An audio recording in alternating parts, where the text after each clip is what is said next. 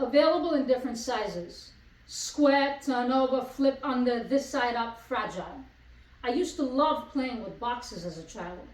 Big ones, little ones, filled up ones, empty ones, unassembled ones, square ones. Hell, if there was a round one, I would have played with that one too.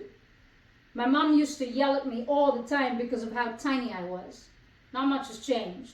She still yells at me, and I'm still tiny. But she was always afraid that I'd be playing in the corner of a big box, and some uninformed soul would close the box shut tight, tape it secure, and haul box with a little person into the back of a truck or the trunk of a car.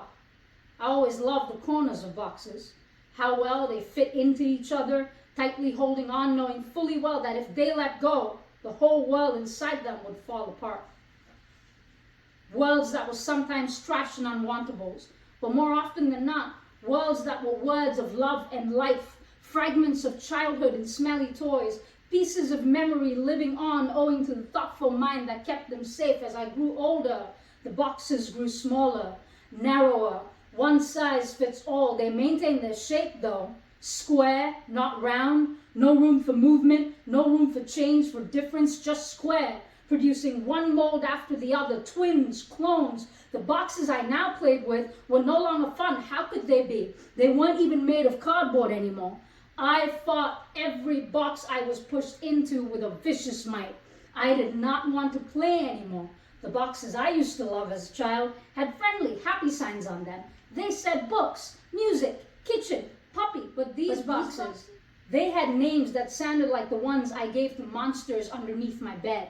They said anger, sin, conformity, discipline, order. They said other, obey, oppression, hatred, war. As a child, I played with open boxes and every closed box I could open. But all these new boxes that were closing in on me were taped and tied down, closed shut tight even before I got in. I spent all my life running from boxes with ugly black permanent marker ink smudged across their distorted surfaces.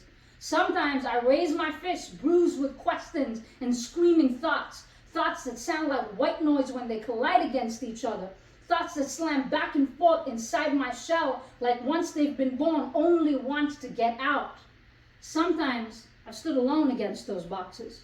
Sometimes they've been too big, too powerful for me to defy. Sometimes they've sucked me in so hard I've fallen in and fallen deep. But there's an effort in my heart, in my soul, that won't let me give up. More likely, it just won't let them succeed.